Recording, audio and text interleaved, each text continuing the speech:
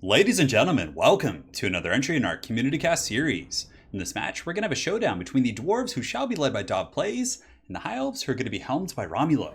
So on that note, guys, let's jump right into this match and have some fun.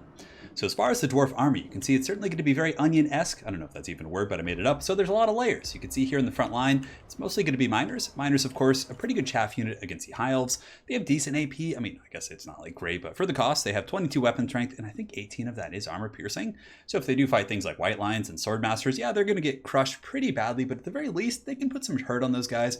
When they eventually do come back to fight, they again have a little bit of stopping power, and for the cost, good leadership, I suppose. So front line is going to be miners. But really, their main job is just kind of to buy some time and allow the Thunders and the backline tools of the Dwarfs to do the heavy lifting.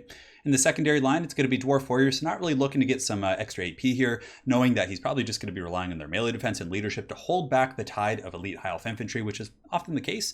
So yeah, these guys are going to be trying to hold their best and buy time for these Thunders. In total, he does have two cannons. One of them is going to be here, and it looks like, yeah, it's a cannon. I thought it might have been an organ gun. I got all excited. But alas, double cannons, and oftentimes a lot of High Elf players do come in with double nobles on chariots, or you'll just see regular chariots, but the more meta build is just to spam elite infantry, white lines, and sword masters, and then come in with double noble on the chariots, which you can heal with Alariel very effectively, and they're just a pain in the ass to deal with. So right here, getting the double cannon to shoot those guys down, definitely like that quite a bit. Also, Dov does have the Great Rune Lord, Master Rune of Wrath and Ruin, pretty much a must here. And I think he has double Runesmith. It looks like just actually one more Runesmith. So yeah, that's very, very good. Runes of Wrath and Ruin are super effective against like the elite infantry, especially the Sword Masters. In the back, he has Slayers and regular Slayers. And on the far side, he does also have the Dragonback Slayers. Pretty important against like skirmishing. And honestly, like, buying time for your Thunders is pretty much the main key to this matchup. If you're able to buy time for them and allow them to saturate into the High Elf line, you can do very well. So sending these guys in the front to fight the elite infantry sometimes isn't like a terrible choice, because again, it will buy you a lot of time. He does have in total, I think, have 3 Thunders, and he does also have Iron Drakes, the Trollhammer torpedoes. Pretty excited to see those. For the forces of the High Elves in the front line, it's going to be almost standard, but a little bit different. So we have Sword Masters and White Lines across the entire front line, which is just a nightmare for the Dwarves. You know, fighting these elite infantry with like Dwarven elite infantry is very tough. It can be done using like Hammers of Karak and things like that, but it's still very, very difficult. And oftentimes you're going to be in a losing situation with the healing. So this front line is going to be good. He does also have Archers, which can shoot Rangers and also put a little bit of pressure on the Dwarven guns. And on the far side, he has more White Lions, more Sword Masters who are taking some cannon fire, and that is pretty much it there. Over here, he does have the double Lore Master of Hoeth, so very interesting stuff. He's going with the Lore Masters as kind of an AP Great Weapon unit, and just stripping them down to their cheapest cost, but they don't have any spells. They simply have their weapon strength here at 360, 235 of that being armor piercing. So very interesting build, and he does also have Alariel for some sweet healing, and that is pretty much it. So this is like the things that are a little bit different than standard meta, I would say, is the Archers plus the double Lore Master here. But again, it's really cool to see these experimental builds. So let's get this show on the road, guys, and see if the proud Dawi can stand against the might of the High Elves.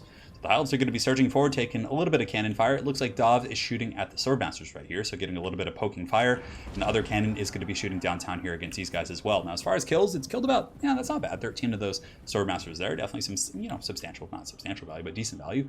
So wearing those guys down, getting them that much closer to their martial prowess being gone, or mastery in their cases, is going to be super solid.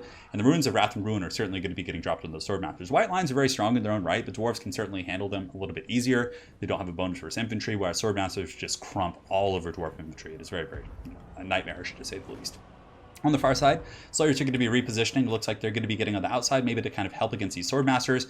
And the Rune Lord hasn't moved up yet, but I'm sure he will in just a moment. And the Thunder is going to be lining up. The old Deadeye is going to be aiming here, and I'm sure it's going to be going after the Sword Masters. White Lines actually have a little bit of missile resist, so they're still a decent target, but you usually want to focus on Sword Masters.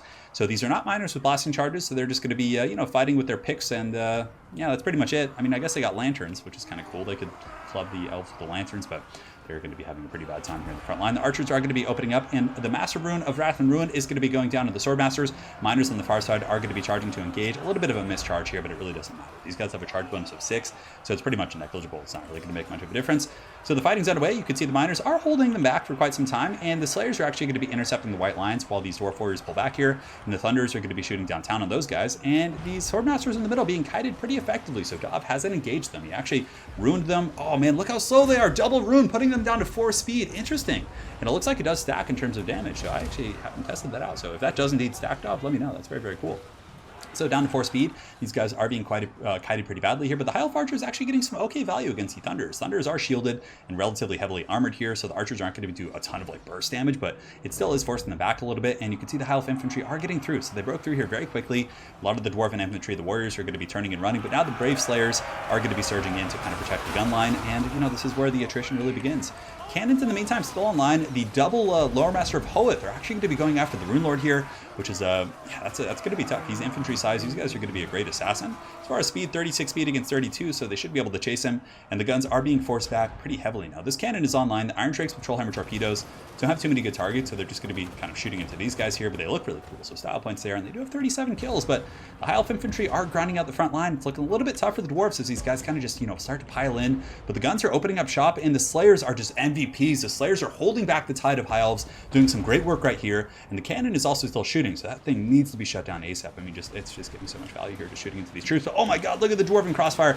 Beautiful kill box right here. Oh, this just warms my Dawi soul, seeing the High Elves just be blasted. I mean, yeah, they do have the lightsaber, not lightsabers, but they can like deflect bullets like Matrix style with their swords, but is that actually what the deflection animation looks like when you kind of like deflects it with the sword? But yeah, these guys do actually have shields, quote unquote, because they do have the same thing as Slayers, like the twirling axis type effect. So they have a block chance, but they just get last samurai by those guys. Brutal stuff right there.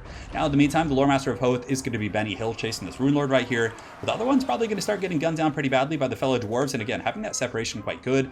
And the cannons, I'm surprised they haven't been shut down yet, but somehow these Slayers were able to win a lot of their frontline fights, but I suppose it's the support of the rune magic, but now they're going to be getting bowed down by these High Elf Archers. But again, they've certainly paid their dues. Over here, these Brave Slayers have held pretty well, but the High Elf player has certainly cut them down. You can see 74 Swordmasters here is certainly going to be a lot to contest with, and man, this Rune Lord's got wheels. How is he outrunning this guy? 36 speed against 32. I mean, I guess these miners are helping out a little bit. And you can see here, Alarielle is going to be kind of fighting the cannon right there, trying to shut it down with her cannon. Oh, she actually canes down that with her Care Bear cane, but I don't know. The two groups of Thunders should be able to kind of take her out in open field like this. Lore Master of Hoeth is going to be taking out these guns right here. Iron Shanks are still online, and they've been putting a bit of a hurt here on the front line against these Swordmasters.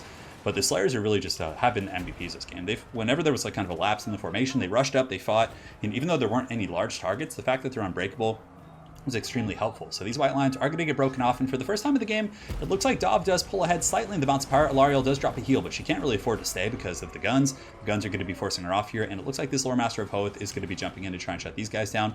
So as far as the guns go, there's this group's in pretty good health. This one's very, very tattered. These guys are tattered as well. Lore Master of Hoeth might be able to finish these guys off. Not 100% sure, but it looks like Dov is going to pull ahead in the bounce of power. Somehow this Rune Lord with some micro here has been able to escape the Pigeon Queen and her wrath, and also the wrath of these elite infantry. But he might get caught here if he gets surrounded by the Swordmasters. That's going to be pretty tough. And here he comes with the hammer trying to get that overhead blow. Archers are still shooting downtown. And but it looks like some of the Slayers, all 5 Slayers have gotten back here, and the Dragonback Slayers have emerged victorious from their battle. And it looks like the Dwarves have relatively secured this side of the battlefield. There are going to be some Swordmasters coming back in, and the Lore Masters of Hoeth are going to be karate chopping some of these guys on the ground here. But it looks like the Thunder should be able to get back here. Oh man, look at that cleave he just came in there. Just all business. But I really think the High Elf player would have been better suited to maybe bring like Spirit Leech or some sort of spells in these guys. But yeah, Nobles on Chariots are just so much better here than the Lore Masters. I mean, just having that mobile disruption to really just shut down a gun line, but also be able to outrun Slayers and outmaneuver bad positions is just so valuable. So I felt like he really lost out in that respect. Over here, the Dwarven Lord, though, is starting to get chopped down. So maybe this is an angle for the High Elves to get back in the game here. 56 Swordmasters. Should be able to make pretty quick work of the Rune Lord. I mean, he does have okay melee defense at 45, but they have 46 melee attack plus a bonus for his infantry, so he's going to be taking a lot of work here. But these Slayers are really causing quite a bit of a problem here for the High Elf back line. Archers are being hunted down, and they are faster than Elves. I mean, that's kind of an embarrassing thing, right, for an Elf to be outrun by a Dwarf. But the Dwarves are going to be able to sprint them down, and yeah, they have a slow as well. So when they get their Dragonback clutches on those guys, it's going to be applying a slowing effect. Massive Rune of Wrath and Ruin is going to be going down on top of the Swordmaster of Hoeth here, and there is some Overwatch fire coming in from the Dwarven guns. In the back, some of the High Elves have rallied and have gotten on top of the cannons, so this cannon is probably going to be getting shut down, and these Iron Drakes might be able to last samurai these guys. Oh yeah, hell yeah, give us these close-ups. Oh, brutal stuff right here as the Dwarven artillery, what would be the term for that? A mobile artillery station does some huge damage, and those guys just do not want to take another. Oh my god, he just got like evaporated by that blast. Anyways, these Swordmasters are going to be piling in. There are some supporting Dwarves nearby who can help out. Lore Master of Hoeth is still causing quite a few problems here in the back line, but the Dwarven Overwatch fire when these guys approach just kind of reminds me of 40k. It's like charging Tau, right? When you take that massive Overwatch, definitely not fun. But the Thunder is going to be getting attacked. They should be able to win this, though. These guys are very, very tattered at this point.